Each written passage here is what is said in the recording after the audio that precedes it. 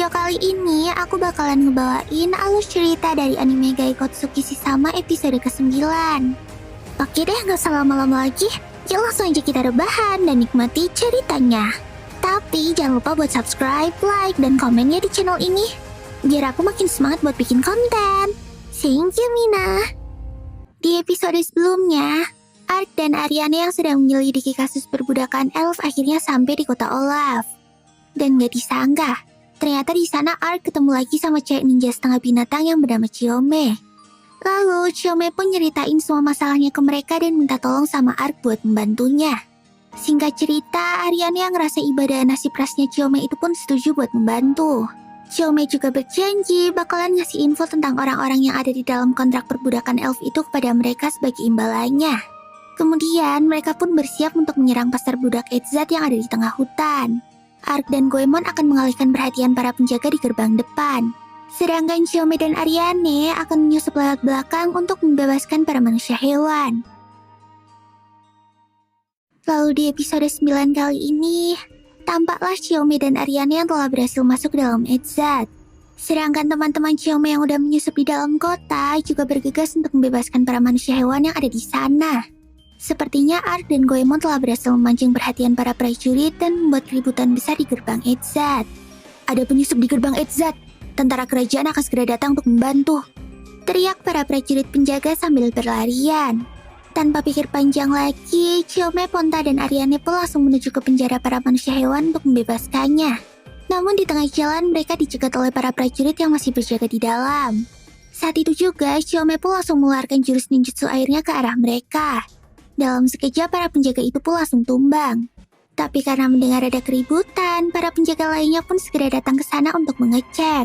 Kali ini gantian Ariane yang turun tangan dan membakar mereka semua pakai sirapinya.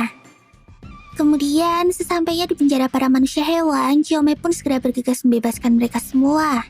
Aku adalah Chiyome dari klan Jinshin. Kami datang untuk menolong kalian, teriak Chiyome. Mendengar hal tersebut, para manusia hewan itu pun langsung bersemangat.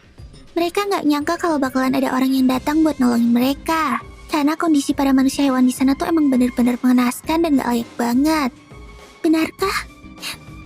Akhirnya ada pertolongan yang datang, ucap salah satu dari mereka. Berpencarlah dan bebaskan yang lain. Untuk yang bisa bertarung, segera ambil senjata dari para penjaga yang tumbang, kata Chiyome. Gak lama setelah itu, para penjaga yang menyadari kehadiran mereka pun segera datang dan berusaha buat nangkep mereka. Saat itu juga Ariane langsung maju untuk menahan para prajurit tersebut. Chiyome-chan, cepatlah bebaskan mereka, teriak Ariane sambil menghajar para prajurit itu. Singkat cerita, akhirnya Chiyome dan Ariane pun berhasil membebaskan semua manusia hewan itu dan segera menemui Ark dan Goemon di luar. Mereka ngomong kalau tugas mereka buat nyelamatin para manusia hewan itu udah selesai. Namun, masih ada beberapa manusia hewan yang tersisa di gedung belakang.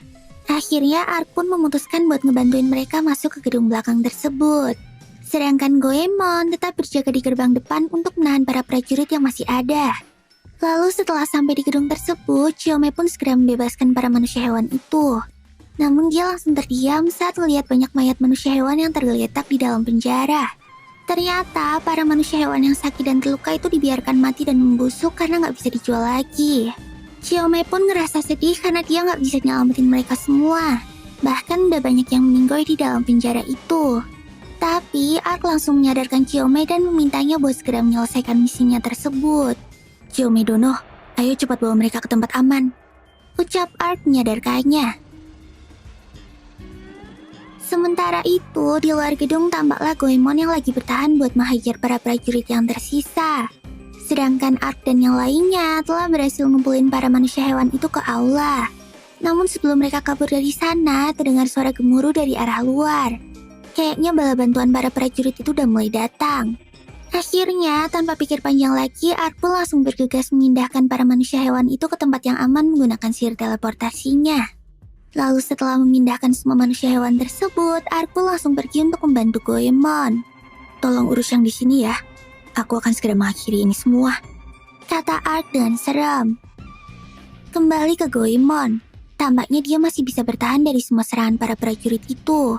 Bahkan mereka semua juga mulai ketakutan setelah melihat stamina dan kekuatan Goemon yang gak habis-habis. Terus tiba-tiba aja Ark pun muncul buat ngebantuin Goemon. Goemon Dono, semuanya udah aman dan berhasil dibebaskan, kata Ark. Mendengar hal itu Goemon pun tampak lega. Lalu tanpa pikir panjang lagi, Ark dan Goemon pun kembali berduet dan ngeratain semua prajurit yang ada di sana.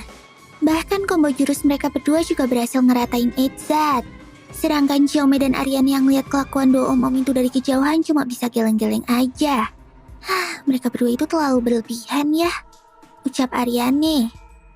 Gak lama setelah itu, Ark dan Goemon pun balik sambil ngebawa mayat para manusia hewan yang ada di gedung tadi. Lalu Ariane pun segera melakukan upacara pemakaman yang layak untuk mereka dan membakarnya dengan sihir api. Saat itu juga muncullah roh-roh kecil berbentuk api yang terbang ke langit. Kayaknya itu adalah jiwa-jiwa dari para manusia hewan tersebut yang telah pergi dengan tenang. Kemudian di tempat lain, tampaklah Pangeran Dakares yang lagi marah-marah sama Cetrion. Gimana keadaan Ezzat? Kenapa belum ada laporan? Teriak Dakares ngamuk-ngamuk. Terus Dakares yang udah kehilangan kesabaran pun langsung berniat buat kesana dan ngecek keadaannya. Tapi tiba-tiba aja Cetrion menyerang Dakares dan menusuk perutnya. Saat itu juga Dakares langsung sekarat dan meninggoy. Setelah itu Pangeran Sek pun muncul dan menemui Cetrion. Ternyata selama ini Cetrion memang ditugasin buat selalu ada di samping Dakares dan membantunya. Namun atasan Cetrion yang sebenarnya adalah Pangeran Sek. Jadi, selama ini Pangeran Sek ngebawa Dakares lah yang bertanggung jawab atas semua kejahatan yang terjadi. Sedangkan Pangeran Sek sendiri tetap menjaga citra baiknya di hadapan masyarakat. Karena dia tuh ingin menjadi satu-satunya calon pewaris tahta dari kerajaan Rodan. Bagus. Umumkanlah kalau Yuliarna terbunuh dalam rencana jahat Dakares. Perintah Pangeran Sek kepada Cetrion. Sayang sekali ya Dakares. Meskipun kamu patuh pada kekaisaran Revlon Suci di timur, tapi semua itu gak ada hasilnya. Sekarang, akulah yang akan menjadi satu-satunya pewaris tahta kerajaan Rodan. Ucap Pangeran Sek sambil meninggalkan tempat itu. Lalu keesokan harinya, tampaklah Ark, Ariane, dan yang lainnya lagi naik perahu kecil. Kayaknya Xiaomi senang banget karena misi penyelamatan manusia hewannya berjalan dengan lancar. Terima kasih atas bantuannya, kata Xiaomi. Tenang aja, gak usah dipikirin. Oh ya, habis ini kalian mau kemana? Tanya Ark. Kami akan menuju ke desa tersembunyi di pegunungan Kalkut, jawab Xiaomi. Setelah itu, wajah Xiaomi pun berubah menjadi serius dan mulai mengatakan informasi tentang kontrak budak kemarin. Sedangkan di kota Limbul, tampaklah rombongan Putri Yuliarna yang telah sampai dengan selamat. Ia pun langsung berpelukan dengan kakak perempuannya. Yuliarna, syukurlah kamu masih hidup. Waktu aku dengar kabar kalau kamu dibunuh sama Kak Dakares, jantungku langsung berhenti. Ucap kakaknya itu. Mendengar hal tersebut, Yuliarna pun langsung kaget. Lalu kakaknya pun menjelaskan kalau belum lama ini telah terjadi kekacauan di kota Olaf. Dan Pangeran Dakares yang merupakan dalang dari semua itu dibunuh oleh Jenderal Cetrion. Terus kakaknya juga bilang kalau di dalam saku bajunya Dakares tuh ada kalung milik Yuliarna. Maka dari itulah mereka semua percaya kalau Dakares sudah membunuh Yuliarna. Tapi Yuliarna ngerasa janggal dengan semua hal itu dan dia pun mulai berpikir. Setelah aku diserang, Kak Dakares meninggal. Apa mungkin Kak Sek yang udah mengatur ini semua? Batin Yuliarna curiga. Setelah itu Yuliarna pun meminta kakaknya untuk tetap merahasiakan tentang dirinya yang masih hidup. Rupanya Yuliarna berencana untuk berunding dengan ras elf secara diam-diam dan membuat Pangeran Sek lengah. Aku harus berbicara dengan ras elf. Tolong pinjamkan kekuatanmu kakak. Ini semua demi masa depan manusia dan elf, kata Yuliarna dengan tegas. Lalu pada saat yang sama, tampaklah Ark dan Ariane lagi ngirim laporan tentang informasi mereka kepada Danka. Situasinya jadi makin serius.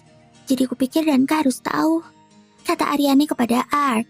Oke deh, berangkat yuk, ucap Ark semangat. Dan ternyata isi dari informasi yang diberikan oleh Xiaomi tadi adalah pengiriman budak elf ke Kekaisaran Revlon Suci di timur.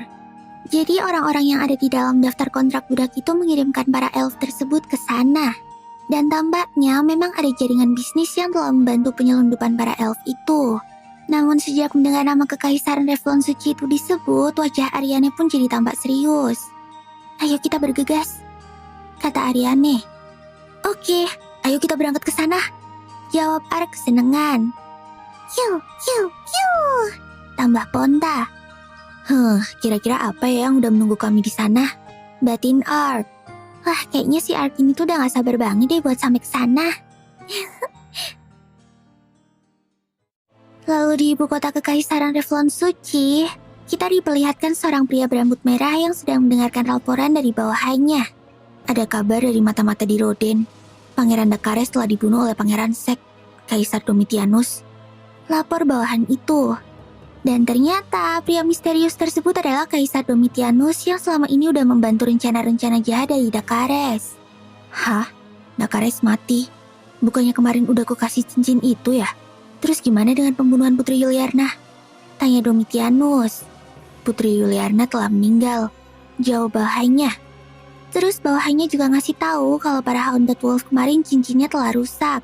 Dan Putri Yuliarna dibunuh oleh penyerang lain.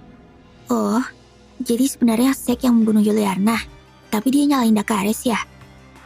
Akhirnya tahta kerajaan Roden malah jatuh ke tangan orang yang merepotkan. Terus gimana dengan Fumbah? Tanya Domitianus. Rencana menjatuhkan negara telah berjalan dengan lancar.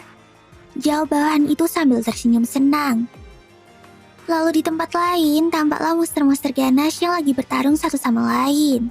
Dan salah satunya adalah monster cacing yang menggunakan cincin misterius di tubuhnya. Cincin itu sama persis kayak cincin yang terpasang pada Haunted Wolf dan monster Basilisk kemarin. Terus di atas tebing ada seorang pria misterius yang lagi nontonin kejadian itu sambil tersenyum senang. Nah, inilah akhir dari anime Gaikotsuki Shisama episode ke-9. Kira-kira rencana jahat apa lagi yang akan dijalankan oleh Domitianus? Penasaran kan? Dan jangan lupa buat subscribe, like, dan komen di video ini ya. Kalian juga bisa follow sosmed aku dan channel-channelku yang lain. Linknya udah aku taruh di deskripsi. Oke deh, sekian dulu ya videoku kali ini. Semoga bisa menghibur kalian ya. Ya, mata nih. Sampai jumpa di video selanjutnya. Bye-bye.